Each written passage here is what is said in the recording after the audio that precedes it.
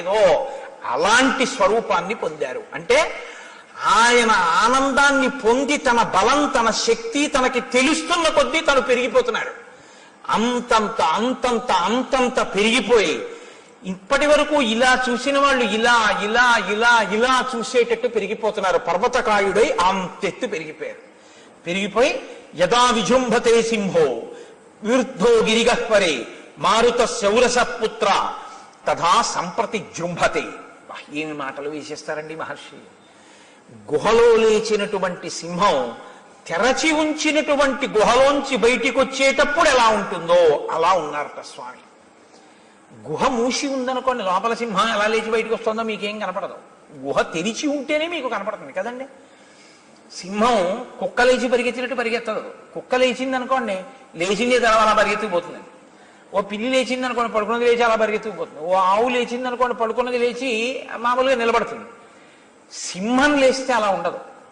సింహం పడుకున్నటువంటి సింహం కానీ ఇలా తల పక్కకి పెట్టి పడుకుంటుంది. ఇలా పడుకున్నటువంటి సింహం నిద్ర లేవాలనుకుంది అనుకోండి, ఒకసారి కళ్ళు రెండు బాగా తెరిచి ఇలా అని ఒక్కసారి గుహంతా కలయ చూసి లేచి నిలబడి ఒక్కసారి ముందు రెండు కాళ్ళ మీద ముందుకి సాగి ఒళ్ళు పూర్తిగా సాగతీసి ఒళ్ళు ఒక్కసారి ఆ నడు ఆడించి తోక దులిపి నాలుక పైకి తీసి పెదవులు రెండు నాక్కుని జూలు విదల్చి నోరు తెరిచి ఒక్క గర్జన చేసి అడుగు తీసి అడుగు వేస్తూ బయటికి వస్తూ ఉంటే ఇంకా ఎదురుగుండా ఏ మృగం ఉండడానికి వీల్లేదు. అలా ఉంటుంది దాని టీవీ, దాని నడక. ఆ సింహం ఎలా బయటికి వస్తుందో గుహలో లేచి, అలా హనుమ కూడా ఒక్కసారి అటువంటి స్థితిని పొందారు. అంటే అలా లేచి ఆ ప్రతి కదలిక, ప్రతి పుంజుకోవడం, ఆ తోక జాడించడం, ఆ పైకి పెరుగుతుండడం, అది అపూర్వంగా ఇంతమంది వానరులు మన హనుమే అని ఆశ్చర్యపోతూ చూస్తూ అందరి చేతులు ఇలా కలుసుకున్నాయి. అంత గొప్ప స్వరూపాన్ని పొందుతున్నారు. ఆ ముఖం వంక చూశారట. అశోభత ముఖం తస్య జృంభమాణస్య ధీమతః అంబరీషమివాదీప్తం విధూమైవ పావకః. ఎర్రగా కాలిపోయింది అనుకోండి పెనం, ఎలా ఉంటుందో అలా కాలిపోయిన ఎర్రటి ముఖంలా ఉన్నదట ఆయన యొక్క ముఖ తేజస్సు. పొగ లేకుండా ప్రకాశిస్తున్నటువంటి అగ్ని జ్వాల చాలా గొప్పగా ఉంటుంది. పొగ ఉన్నటువంటి అగ్ని జ్వాలకు అందం ఉండదు. పొగ అన్నది లేకుండా అగ్ని జ్వాల కానీ పైకి లేస్తోంది అనుకోండి, నాలుకలు చాపుతాడు అప్పుడు అగ్నిహోత్రుడు. అప్పుడు చూడాలి అందం. అసలు పూర్ణాహుతి అందం అంతా అప్పుడే. అసలు ఆ అగ్ని జ్వాల అలా లేవాలి. అంతెత్తు లేచి నాలుకలతో అందుకుంటాడు పూర్ణాహుతితో ఆయన. అంటే ఇలా నిలబడదు శిఖ, అగ్నిశిఖ నిలబడకుండా ఒక్కొక్కసారి. అందుకే పూర్ణాహుతి చేసేటప్పుడు పెద్ద అరటి దొప్ప వాడతారు. అది చూడండి, ప్రాణి బాగా పొడుగ్గా నాలుక ఉన్నటువంటి ప్రాణులు ఏం చేస్తాయంటే అంత దూరంలో ఉన్నదాన్ని చటుక్క నాలుక చాపి పట్టుకుంటాయి. అలా పూర్ణాహుతి దగ్గరికి వచ్చేటప్పటికి ఆయనే నాలుకలు చాపుతాడు. కాబట్టి ఇలా ఉన్న అగ్నిశిఖ ఇలా ఇలా ఊగుతుంది. ఊగి నాలుకలు చాపి పుచ్చుకుంటున్నాడా ఆ ఆజ్యధారని అన్నట్టుంటాడు. అలా పొగ లేకుండా పెరిగినటువంటి తేజస్సు ఎలా ఉంటుందో అలా ఉన్నట్టంటే అలా నిలబడి దీపపు ఒత్తి కాలినట్టు కాలడం కాదు, నాలుకలు కదుపుతూ అటు ఇటు ఊగుతున్న అగ్ని శిఖ ఎలా ఉంటుందో అలా ఊగుతోంది. అంటే ఇలా ఇలా శిరకంపనం చేసి ఇలా చూస్తూ ఇలా పెరిగిపోతున్నారు ఆయన. అంత పెరిగిపోతుంటే అభివాద్య హరీన్ వృద్ధాన్ హనుమాన్ ఇదమబ్రవీత్. అక్కడ ఉన్నటువంటి ఆ వానరులందరికీ, వానరుల యొక్క పెద్దలకి ఇంత పెరిగిన వారు నమస్కారం చేశారు. ఇది ఆయన వినయం. ఒక్క నమస్కారం చేసి అక్కడ ఉన్న పెద్దలందరికీ తను చెప్తున్నారు. అరుజత్ పర్వతాగ్రాణి హుతాశన సఖోనిలః బలవాన్ అప్రమేయశ్చ వాయురాకాశగోచరః తస్యాహం శీఘ్రవేగస్య శీఘ్రగస్య మహాత్మనః మారుతస్యౌరస పుత్రః ప్లవనే నాస్తిమత్సమః ఉత్సహేయం హి విస్తీర్ణం ఆలిఖంతమివాంబరం మేరుం గిరిమసంగేన పరిగంతుం సహస్రశః బాహువేగ ప్రమున్నేన సాగరేనాహముత్సహే సమాప్లావయితుం లోకం సపర్వత నదీ హ్రదం మమోరు జంఘవేగేన భవిష్యతి సముద్ధిత సముద్ధిత మహాగ్రాహ సముద్రో వరుణాలయ పన్నగాశన ఆకాశే పతంతం పక్షిసేవిత వైనతేయమహం శక్త పరిగంతుం సహస్రశ ఉదయాత్ ప్రస్థితం వాపి జ్వలంతం రశ్మిమాలినం అనంతమితమాదిత్యం అభిగంతుం సముత్సహే తతో భూమిం అసంస్పృశ్య పునరాగంతుముత్సహే ప్రవేగేనైవ మహత భీమేన ప్లవగర్షభాః పర్వతాంశ్చూర్ణయిష్యామి ప్లవమాన ప్లవంగమాః హరిష్యాం యూరువేగేన ప్లవమానో మహార్ణవం లతానాం వివిధం పుష్పం పాదపానాం చ సర్వశః అనుయాస్యంతి మామద్య ప్లవమానం విహాయస భవిష్యతి హిమే పంథాః స్వాతేః పంథా ఇవాంబరే అహం ద్రక్ష్యామి వైదేహీం ప్రమోదధ్వం ప్లవంగమాః. ఆయన ప్రతిజ్ఞ చేస్తున్నారు. ఆ వానరులందరి వంక చూసి, నేను నా యొక్క బలం ఎటువంటిదో మీకందరికీ చెప్తున్నాను వినండి. ఇది గొప్పకి చెప్తున్నది కాదు. నా బలం ఎటువంటిదో, నా తేజస్సు ఎటువంటిదో మీరు తెలుసుకుంటే మీకు నేను సీతమ్మ తల్లి దర్శనం చేసి వస్తాను, మీ ప్రాణముల గురించి మీకు భయం లేదన్న విషయం తెలుస్తుంది. నేను ఈ పర్వతముల యొక్క శిఖరములన్నిటినీ కూడా నా వక్షస్థలంతో కొట్టి చూర్ణం చేసేయగలను. అపారమైనటువంటి తేజస్సుతో ఆకాశాన్ని చుంబిస్తోందా అన్నట్టుగా పెరిగినటువంటి మేరు పర్వతానికి ఆగకుండా అపార వేగంతో కొన్ని వేల మార్లు ప్రదక్షిణం చెయ్యగలను. ఆకాశంలో అపారమైన వేగంతో వచ్చినటువంటి వైనుతేయుడైన గరుత్మంతుడు సముద్రంలో ఉన్న పాములను అపహరించి తీసుకుని వెళ్ళిపోతుండగా ఆ గరుత్మంతుడికి కొన్ని వేల పర్యాయములు ప్రదక్షిణం చెయ్యగలను. నేను ఈ సముద్రం నుంచి ఎగిరి వెళ్ళిపోతున్నప్పుడు నా తొడల వేగం చేత ఈ సముద్రంలో ఉన్న జలరాశి చాప చుట్టినట్టు పైకి లేచిపోతే సముద్రం లోపల ఉండేటటువంటి జలచరములన్నీ మీ కంటికి కనపడతాయి. అంత వేగంతో ఈ సముద్రాన్ని చాప చుట్టగలను. ఈ భూమండలం మీద నదులన్నిటినీ సముద్రంలో కలిపి, సముద్ర జలాల్ని నదీ జలాల్ని కలిపి తీసుకొచ్చి భూమి మీద పోసి ఈ భూమిని సముద్రంలో కలిపేయగలను. ఎన్ని పర్వతాలున్నాయో అన్ని పర్వతాల మీదకెక్కి నేను ఆనంద తాండవం చేసి వాటిని పిండి ముద్దలుగా చేసి భూమితో సమానంగా చూర్ణం చేసేయగలను. నేను ఈ సముద్రం మీద ఎగురుతున్నప్పుడు సముద్రాన్నంతటినీ కూడా అల్లకల్లోలం చేయగలను. సూర్యోదయం అవుతుండగా సూర్యుడితో పాటుగా బయలుదేరి సూర్యుడి కన్నా వేగంగా పశ్చిమాద్రికి చేరుకుని కిందకి దిగి భూమి మీద కాలు పెట్టకుండా మళ్లీ వెనక్కి వేగంగా వచ్చి సూర్యుడు ఆకాశ మధ్యంలోకి వచ్చేటప్పటికి సూర్యుడిని కలిసి మళ్లీ సూర్యుడు పశ్చిమాద్రికి వెళ్లే లోపల తిరిగి తూర్పు దిక్కున కిందకి దిగగలను. అంతటి వేగం ఉన్నవాణ్ణి. వాయుదేవుడు ఎంత వేగం ఉన్నవాడో, గరుత్మంతుడు ఎంత వేగం ఉన్నవాడో, వారితో సమానమైనటువంటి వేగము, లాఘవము, గమనశక్తి, దూకగలిగినటువంటి శక్తి కలిగినటువంటి వాణ్ణి. నేను ఇక్కడ నుంచి బయలుదేరి సముద్రం మీదుగా ఎగిరి వెళ్ళిపోతుంటే కొన్ని వేల సంవత్సరముల నుంచి ఈ పర్వతాల మీద పెరిగినటువంటి కూకటి వేళ్లతో ఉన్నటువంటి చెట్లని పెకల్చి నా తొడల వేగానికి నాతో పాటు సముద్రం మీదుగా తీసుకుని పోయి విడిచిపెట్టగలను. నాతో పాటు తీగలు, లతలు, పువ్వులు, చెట్లు ఎగిరి వచ్చేస్తాయి. ఏకకాలమునందు కొన్ని వేల మందిని మర్దించగలను. నేను అదృశ్యమై పైన ఆకాశంలో వెళ్ళిపోతుంటే కింద నిలబడి సమస్త ప్రాణులు నా యొక్క గమన శక్తిని చూడగలవు. నేను ఇది గొప్పకి చెప్పడం కాదు, నేను వెడుతుండగా సమస్త భూతములు చూస్తాయి నా యొక్క గమనాన్ని. నా గమన శక్తి అలా ఉంటుంది. ఇంతమంది చూస్తుండగా ఎగురుతాను. నేను ప్రయాణం చేస్తుంటే ఆకాశాన్ని నేను తాగేస్తున్నానా అన్నట్టు ఉంటుంది. అలా బయలుదేరి వెడతాను. ఆకాశంలో మెరుపు వస్తే ఎలా ఉంటుందో ఆ మెరుపు తీగ కన్నా వేగంగా మబ్బుల్లోంచి ప్రయాణం చేస్తాను. ముల్లోకములను ఆక్రమించడానికి విజృంభించినటువంటి శ్రీ మహావిష్ణువు త్రివిక్రమావతారం పొందితే ఎలా ఉంటుందో అటువంటి రూపంతో నేను ఎగరగలను. నా యొక్క తొడల వేగంతో సముద్రంలో ఉన్నటువంటి నీటినన్నింటినీ భూమి మీదకి తేగలను. నదుల మీద ఎగిరి నదుల మీద ఉన్నటువంటి నీటిని భూమి మీదకి తెచ్చి ఏకకాలంలో సముద్రాల్ని, నదుల్ని ఎండింప చేస్తాను.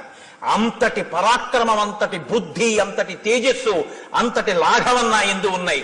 నేను వెళ్లి సీతమ్మ తల్లి దర్శనం తప్పకుండా చేస్తాను. చేసి మళ్ళీ 100 యోజనములు తిరిగొచ్చి మీ అందరికీ శుభవార్త చెప్తాను. మీ అందరూ ఆనందించండి. మీ ప్రాణాలకి భయం లేదు. సీతమ్మ తల్లి దర్శనాన్ని నేను పొందడం సర్వఖాయం. కాబట్టి మీరు సంతోషంగా ఉండండి అన్నారు. ఒక్కసారి ఆ పెరిగిపోతున్న హనుమ వంక చూశారు. ఇక్కడ నుంచి నేను బయలుదేరితే నేను పైకి ఎగరడానికి భూమిని నా పాదములతో దట్టించి పైకి లేస్తే ఏమి పరాక్రమశాలి, ఇంతకాలం మనతో ఏమి చేతకాని వాళ్లే ఉన్నాడు అని ఆ వానరులందరూ అంటున్నారు. వీరా కేసరిణ పుత్ర హనుమన్ మారుతాత్మజ జ్ఞాతీనాం విపుల శోక తయా తాత వినాశిత తవ కళ్యాణ రుచయ కపిముఖ్యా సమాగతా మంగళం కార్య సిద్ధ్యర్థం కరిష్యంతి సమాహితా. రామాలయంలో నీరాజనం ఇమ్మనండి. ఋషీణాం చ ప్రసాదేన కపివృద్ధమతేన చ గురూణాంచ ప్రసాదేన ప్లవస్యత్వం మహార్ణవం. హనుమకి కూడా కాస్త విశేషంగా ఇమ్మనండి, కర్పూరం ఎక్కువ వేసి ఇమ్మనండి. కాబట్టి ఓ వీరా కేసరిపుత్ర, నీ యొక్క ఆ ప్రయత్నాన్ని చూస్తే మేమందరం ఎంతో సంతోషిస్తున్నాం. నీకు కళ్యాణము ఘటించుగాక, మంగళము జరుగుగాక, నీవు సీతాదర్శనము చేసి వచ్చి వానర జాతి యొక్క పరువు ప్రతిష్టలను నిలబెట్టదవుగాక, రామకార్యమునందు మనము సార్థక్యము పొందడముగాక. కాబట్టి ఋషుల యొక్క అనుగ్రహంతో, పెద్దల యొక్క అనుగ్రహంతో ఏ ప్రతిబంధకం లేకుండా ఆకాశ మార్గంలో నీ ప్రయాణం జరిగి నువ్వు లంకాపట్టణం చేరి సీతమ్మ తల్లిని చూసెదవుగాక అంటుండగా స్వామి మహేంద్రగిరి పర్వత శిఖరముల మీద ఒక్కసారి అట్నుంచి ఇటు తిరిగి జూలు విదిలిస్తే ఆయన యొక్క కదలికలకి, ఆయన యొక్క నడకకి పర్వతాల యొక్క శిఖరాలు కదిలిపోతే విద్యాధరులందరూ లేచి విడిపోయారట. ఋషులందరూ ఒక్కసారి కదిలిపోయారట. సింహాలు, పెద్ద పులులు, మృగాలు అన్నీ కూడా లేచి భీతితో పరిగెత్తేట.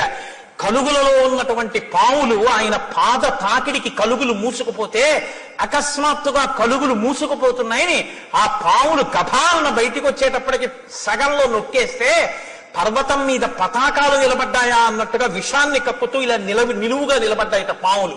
అటువంటి స్థితిలో ఆ మహేంద్రగిరి పర్వత శిఖరముల మీద నిలబడినటువంటి స్వామి హనుమ సవేగవాన్ వేగ సమాహితాత్మ హరిప్రవీర పరవీరహంత మనస్సమాధాయ మహానుభావో జగామలంకాం మనసా మనస్వి. ఆయన ఇంకా శరీరంతో మహేంద్రగిరి పర్వత శిఖరముల మీద ఉన్నారు, కానీ ఎప్పుడెప్పుడు లంకా పట్టణానికి వెళతానా అన్న మానసికమైన ఉత్సాహము చేత ఆయన 100 యోజనములు దాటి మనసా లంకలో ప్రవేశించినారు అని ఆయన మనోజవం, ఆయన మనసుకున్న బలంతో ఆయన ఇంకా శారీరకంగా వెళ్ళాలి, మనసుతో లంక చేరిపోయారు. అంతటి గొప్ప తేజోమూర్తి హనుమ అని హనుమ శాప విమోచనంతో పరమ మంగళప్రదమైన వార్తతో కిష్కింధకాండని పూర్తి చేస్తారు. కిష్కింధకాండ పూర్తి చేసినప్పుడు ఈ శ్లోకాన్ని హనుమ గురించి విన్న వాళ్ళకి ఇదే లభిస్తుంది అని శాస్త్రవాక్కు. ఏది ఆయన పొందారు? సవేగవాన్ వేగ సమాహితాత్మ హరిప్రవీర పరవీరహంత మనస్సమాధాయ మహానుభావో జగామలంకాం మనసా మనస్వి. ఒక్కొక్కరికి చూడండి శరీరంలో మంచి బలం ఉంటుంది, కానీ ఒరే ఈ పని చేద్దాం రా అన్నారనుకోండి, అబ్బో చేయగలమండి, కాలు జారిపోతే అంటాడు. అంటే మనసు బలహీనం. బలం ఉంటుంది కానీ వాడి బతుకంతా భయంతోనే సరిపోతుంది. ఒక్కొక్కరికి శరీర బలం ఉండదు. నిజానికి ఆయన శరీరంలో చాలా ఇబ్బందులు ఉంటాయి, కానీ ఆయన అసామాన్యమైనటువంటి పనులు చేస్తుంటాడు. ఎందుకంటే ఆయన మనసుకున్న బలం అటువంటిది. మనోజవం మరుతతుల్య వేగం. ఆ మనసుకి ఆ జవం, ఆ బలం ఉండాలి. ఆ మనోబలం ఎవడు పొందుతాడో వాడు సమస్యలకి పరిష్కారాన్ని సాధించుకోగలడు. కిష్కింధకాండ చివరలో మహర్షి మనసుతో చేరిపోయినటువంటి హనుమ యొక్క వైభవాన్ని కీర్తిస్తూ కిష్కింధకాండని పరిసమాప్తం చేశారు. రేపటి నుంచి సుందరకాండ ప్రారంభం అవుతుంది. సుందరకాండ అద్భుతమైనటువంటి కాండ, ఉపాసన కాండ. అసలు స్వామి మహేంద్రగిరి పర్వత శిఖరముల మీద నించుని ఇక అక్కడి నుంచి బయలుదేరడానికి మొదలు పెట్టినటువంటి శ్లోకంలో రావణ అన్న చోట వా బీజాక్షరంతో మొదలు అత్యద్భుతమైనటువంటి కాండ సుందరకాండ. సుందరకాండే రేపు స్వామి బయలుదేరి ఆకాశ మార్గంలో బయలుదేరడాన్ని చూపిస్తారు మహర్షి. రేపటి నుంచి సుందరకాండని సమయాన్ని సక్రమంగా వినియోగించుకోవడం కోసం 6:30కి ప్రవచన ప్రారంభమైపోతుంది. అంటే ప్రవచనానికి ముందు చేసేటటువంటి ప్రార్థనా శ్లోకాలు కూడా 6:30కి ముందు అయిపోతాయి. అంటే గురువందనమవి 6:20కే ప్రారంభింపబడతాయి. అంటే ఎట్టి పరిస్థితుల్లో సుందరకాండ జరిగిన 7 రోజులు ఈశ్వరానుగ్రహంతో 6:31 కూడా కాకుండా జాగ్రత్త పడే ప్రయత్నం చేద్దాం. ఎందుకంటే సుందరకాండ మహాసముద్రం. అది ఎంత చెప్పుకుంటామో అంతగా మనకి సీతారామ లక్ష్మణ హనుమల యొక్క అనుగ్రహం పరిపూర్ణంగా లభిస్తుంది. అంత గొప్ప కాండ. కాబట్టి రేపటి నుంచి అందరూ చక్కగా సమయానికి వచ్చి ఒక్క శ్లోకం కూడా విడిచిపెట్టుకోకుండా, అంటే నేను చెప్పానన్న అహంకారంతో చెప్పట్లేదు, చక్కగా మీకు భక్తి కలిగిన వారు కాబట్టి చెప్తున్నాను, సుందరకాండని పరిపూర్ణంగా విని మనందరం ధరిద్దాం. అలా చెప్పగలిగినటువంటి శక్తిని నాకు రామచంద్రమూర్తి కటాక్షించుగాక అని రామచంద్రమూర్తి పాదములు పట్టి ప్రార్థన చేస్తూ, అందున ఈ 7 రోజులు సుందరకాండ జరిగేటప్పుడు చాలా గొప్ప గొప్ప విశేష కార్యక్రమాలు జరుగుతాయి. హనుమ సింధూరము చేత అర్చింపబడతారు, గణపతి సింధూరము చేత అర్చింపబడతారు. రేపటి రోజున చాలా అపురూపమైనటువంటి పూజ. స్వామికి గరికతో, వినాయకుడికి ఎర్రటి పువ్వులతో పూజ చెయ్యమని ఆయన్ని, ఎర్ర పూలతో సింధూరంతో పూజ చెయ్యాలి. ఈ మూడింటితోటి విశేష ద్రవ్యాలతో హనుమకి సహస్రనామార్చన జరుగుతుంది. 108 కొబ్బరికాయలు కొడతారు, 16 కొబ్బరికాయలు నిలబడి కొడతారు. వినాయకుడి దగ్గర కార్యసిద్ధికి ఎప్పుడూ కూడా నిలబడి కొబ్బరికాయ కొట్టండి అని శాస్త్రం. కాబట్టి నిలబడి 16 కాయలు కొడతారు. అది చాలా గొప్పగా ఉంటుంది ఆ పూజ.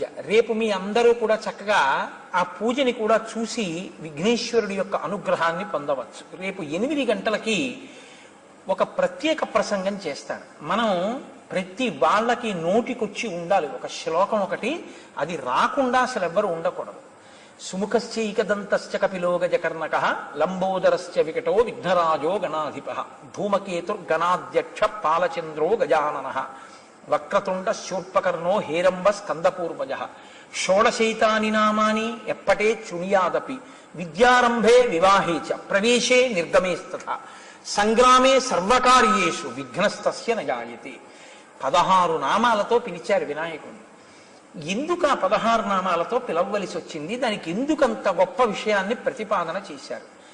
నేను ఆ 16 నామాల గురించి మీకు కనీసం అందులో కొన్ని నామాల గురించి అయినా 16 ఒకవేళ నేను పూర్తి చేయలేకపోతే చెప్తే వినాయకుని యొక్క పరిపూర్ణమైన అనుగ్రహం లభిస్తుంది. వినాయకుని యొక్క అనుగ్రహం లభిస్తే కార్యానికి అడ్డుపడినటువంటి విఘ్నం తొలగిపోతుంది, కార్యహాని జరగదు, సంకల్పాలు నెరవేరుతాయి. కాబట్టి రేపు ఉదయం 8 గంటలకి వినాయక తత్వం మీద ఒక ప్రత్యేక ప్రసంగం చేస్తాను. కాబట్టి మీలో అవకాశం ఉన్నవారు చక్కగా 8 గంటలకు వచ్చి ఆ ప్రసంగాన్ని వినండి. ప్రసంగం అయిపోయిన తర్వాత వినాయకుడికి విశేషార్చన ఉంటుంది. చక్కగా ఆ అర్చనలో పాల్గొనండి. మనందరం రోజు రామనామం చెప్తున్నాం, కానీ ఇవాళ ప్రత్యేకించి రామనామాన్ని విడిచిపెట్టవద్దు. ఎందుకంటే కిష్కింధకాండ పూర్తి చేసి స్వామి హనుమకి ఆ శాప విమోచనం జరిగి సంతోషంగా ఉన్నారు కనుక రామనామం యొక్క కీర్తన ఎంతో ఆనందదాయకం అవుతుంది. కాబట్టి ఇవాళ నైమిత్తిక తిథి, చాలా గొప్ప తిథి, నృసింహ జయంతి కనుక మీతో నేను ప్రతిపాదన చేసినట్టుగా 11 మార్లు ఇది చెప్పిన తరువాత మనం విష్ణు సహస్రనామ స్తోత్రాన్ని, లక్ష్మీ అష్టోత్తరాన్ని పఠించి ప్రసాదం స్వీకరించి చందన చర్చితుడైనటువంటి స్వామి దర్శనం చేసుకుని తరించి వెడదాం. ఆయన చల్లబడతాడు. ఇవాళ చందనం తగిలితే చల్లబడిన మూర్తిని చూస్తే మన మనసులో చల్లబడతాయి. అంటే మన కోరికలు తీరుతాయి. ఏవి మన కోరికలు తీరితే మంచిదో ఈశ్వరుడు తీరుస్తాడు. తప్ప నేను అమెరికా అధ్యక్షుడిని అయిపోవాలని చూశానండి, అవలేదేమన్నా అడగదు. తెలిసిందా? దారి నుంటిగా నడచు వారికి తోడు నీడే రామనామము, గౌరికిది ఉపదేశ నామము, కమల జుడు జపించు నామము, వాదభేదాతీత మగు వైరాగ్యమే శ్రీరామనామము, భక్తితో భజించు వారికి ముక్తి నొసగును రామనామము, భగవదర్పిత కర్మ పరులకు పట్టుబడు శ్రీరామనామము,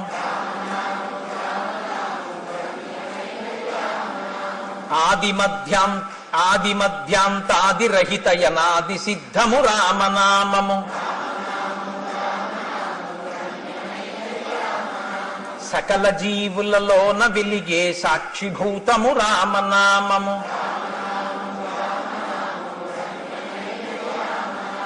జన్మ మృత్యు జరాది వ్యాధుల చక్కబరుచును రామనామము.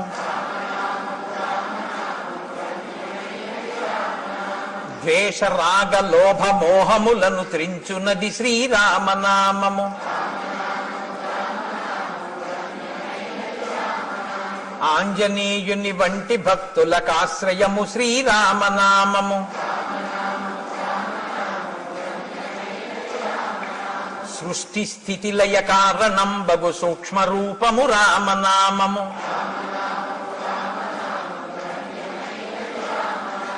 శిష్ట జనముల దివ్య దృష్టికి స్పష్టమగు శ్రీరామనామము.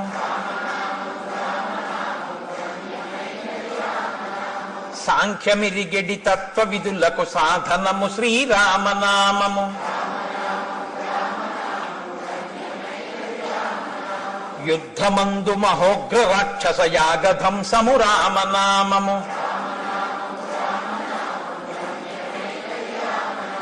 రాకడయు పోకడయు లేనిది రమ్యమైనది రామనామము.